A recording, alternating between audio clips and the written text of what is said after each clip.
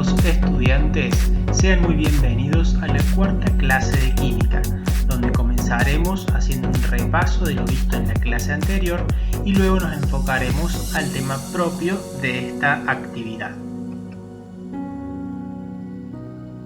Comenzaremos repasando el enunciado de la actividad de la clase número 3 para de aquí sacar los datos para hacer los ejercicios y aclarar posibles dudas que hayan surgido en ese momento. La actividad estaba constituida por dos partes, donde en el primer caso nos decía que mediante una manguera de goma se conecta una garrafa de gas nitrógeno diatómico a un recipiente Erlenmeyer. El extremo libre de la manguera fue conectada a un tubo de vidrio, el cual era introducido al Erlenmeyer y sumergido en una solución concentrada de agua oxigenada al 50%. Esto significa que la solución tiene la mitad agua oxigenada pura y la otra mitad es una mezcla de agua destilada. Luego de hacer burbujear el gas nitrógeno en el agua oxigenada durante aproximadamente 5 horas, se introduce un segmento de 3 centímetros de largo de raíz de cebolla en la solución obtenida. Al cabo de 1 minuto y 30 segundos, la raíz desaparece totalmente sin dejar rastros. Aquí tenemos una serie de imágenes que están a modo ilustrativo para poder pensar en lo que fue ocurriendo y cómo se fue haciendo. Decíamos de que en un Erlenmeyer se conecta una manguera que va a insuflar gas nitrógeno a la solución de agua oxigenada al 50% y luego de 5 horas de burbujear se forma una solución donde ese nitrógeno ya está disuelto en el agua oxigenada. Pasado ese tiempo se va a cortar un segmento de raíz de cebolla y se va a introducir en este líquido. Y pasado 1 minuto 30 segundos, en el líquido ya no se observan rastros de la raíz. Entonces, era principalmente un ejercicio para lograr deducir cómo funcionan las moléculas a medida que se van encontrando. Dijimos que esto era de forma hipotética, ya que en la realidad las cosas no reaccionan quizás con tanta facilidad, pero se puede teorizar respecto a esto. Entonces, si pensamos en el contenido del Erlenmeyer, vamos a ver que tenemos disponible agua oxigenada y nitrógeno para reaccionar. Nosotros a comienzo de las clases virtuales de química pudimos aprender de que el agua oxigenada es una molécula muy poco estable y como libera a través de su descomposición oxígeno, eso permite que sea un buen desinfectante. Veamos, si la molécula de agua oxigenada, hidrógeno 2, oxígeno 2, se descompone, rompiéndose un enlace de oxígeno, tenemos una molécula de agua y un átomo de oxígeno separado de esta. Como esto no puede estar así por mucho tiempo y el oxígeno es altamente reactivo, busca generar nuevos enlaces y además no hay una única molécula de agua oxigenada en ese Erlenmeyer, vamos a pensar en lo que ocurre cuando hay dos o más moléculas. Lo que se obtiene es lo siguiente: de 2 moléculas de agua oxigenada obtengo 2 moléculas de agua y una molécula completa de oxígeno, un oxígeno molecular. Entonces, en ese Erlenmeyer ahora tenemos agua y oxígeno que van a estar disponibles para reaccionar con el nitrógeno. El agua que se obtiene de esta descomposición se acumula a esa cantidad, a ese 50% de agua destilada que estaba mezclada con el agua oxigenada. Hasta el momento esto no interfiere en las reacciones. Por otro lado, nosotros ya veníamos viendo de que el nitrógeno en estado diatómico puede reaccionar con el oxígeno en estado diatómico que se ha liberado de esta reacción, formando óxidos. Y a su vez sabemos también de que el nitrógeno puede actuar con dos estados de oxidación posibles, el estado 3 y el estado 5. Como no sabemos en qué condiciones se encuentra esto, con qué estado el nitrógeno está actuando, vamos a hipotetizar y vamos a suponer de que actúa con ambos estados. Entonces, si el nitrógeno actuara con el estado 3, obtendríamos óxido nitroso. Estas reacciones no van a estar equilibradas, son simplemente ilustrativas. óxido nitroso al reaccionar nitrógeno en estado 3 con oxígeno.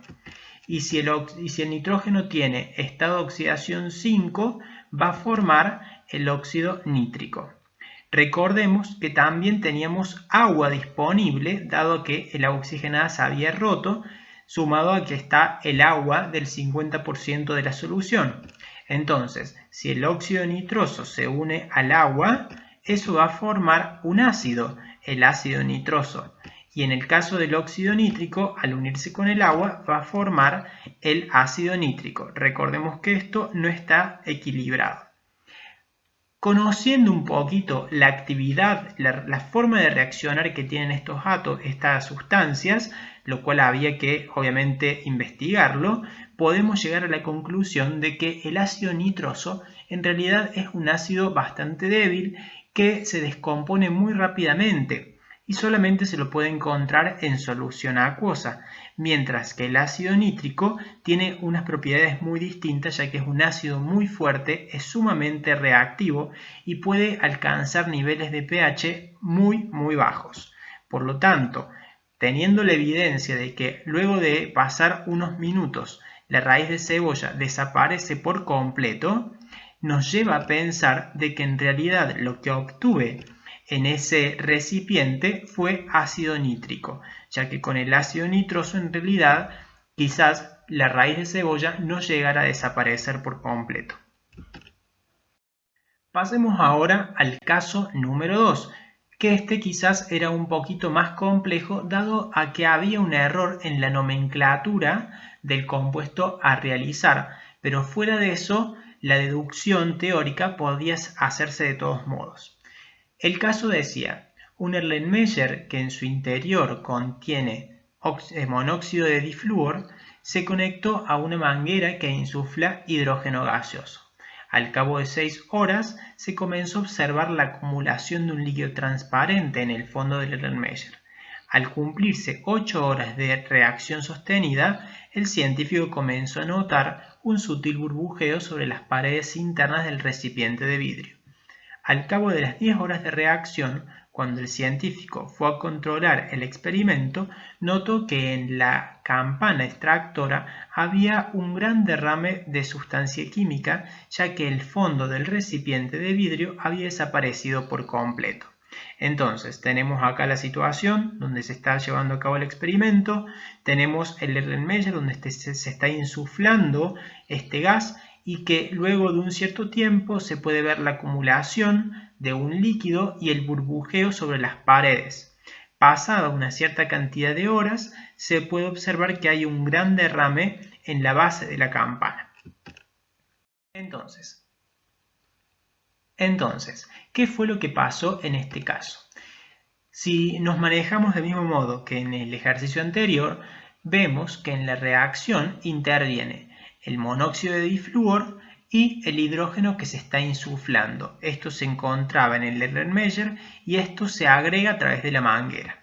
Entonces, si pensamos en el monóxido de difluor e indagamos un poquito en su composición, también descubrimos de que es una molécula que suele ser muy inestable. Por lo tanto, se suele degradar con mucha facilidad, obteniéndose así una molécula de flúor diatómica y un átomo de oxígeno. Como en el caso anterior, el átomo de oxígeno rápidamente busca formar nuevos enlaces y en realidad en el Erlenmeyer no contamos solamente con una molécula. Hay muchas moléculas en esa cantidad de sustancia. Entonces, si vemos lo que ocurre con dos moléculas de monóxido de difluor, lo que obtenemos es lo siguiente. Dos moléculas de flúor y una molécula de oxígeno ya en forma diatómica. Por lo tanto, ahora en el Erlenmeyer hay flúor y oxígeno que van a estar disponibles para reaccionar con el hidrógeno que se está insuflando desde la manguera. Entonces, si el hidrógeno está disponible en ese medio donde hay tanto flúor como oxígeno, estas reacciones se van a dar en simultáneo. El flúor reacciona con el hidrógeno, el oxígeno reacciona con el hidrógeno. Recordemos que el flúor solamente tiene estado 1 y el oxígeno va, en este caso, a reaccionar con estado 2, mientras que el hidrógeno siempre reacciona con estado 1. Entonces, en estos casos voy a obtener un hidruro no metálico llamado fluoruro de hidrógeno, y en este otro caso obtengo otro hidruro, o también se puede llamar óxido, que va a ser el agua. Recordemos que estas reacciones no están completas, no están equilibradas, son simplemente a modo de ilustración. ¿Qué pasaba? Estos hidruros, bien, recordemos que hay una serie de hidruros que si se unen al agua, cuando se ponen en solución acuosa, forman hidrácidos, y el flúor es uno de ellos. Entonces, al encontrarse fluoruro de hidrógeno y agua, lo que obtengo es el ácido fluorhídrico.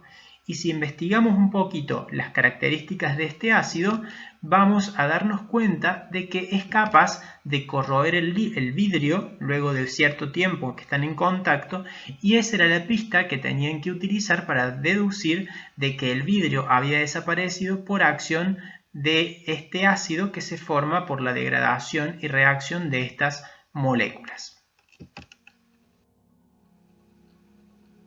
Para finalizar con el repaso, la conclusión a la que debemos llegar luego de esta actividad es comprender que muchas veces las sustancias reaccionan como si fueran rompecabezas, donde las moléculas están constituidas por fichas, que en este caso son los átomos, que se desestructuran, se desarman cuando son los reactivos, y en los productos de una reacción estas fichas se vuelven a reorganizar, formando así moléculas totalmente nuevas y distintas a las iniciales.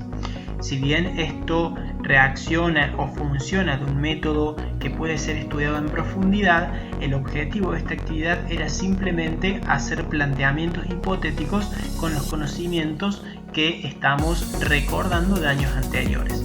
Ahora sí, continuamos con el resto de la clase número 4.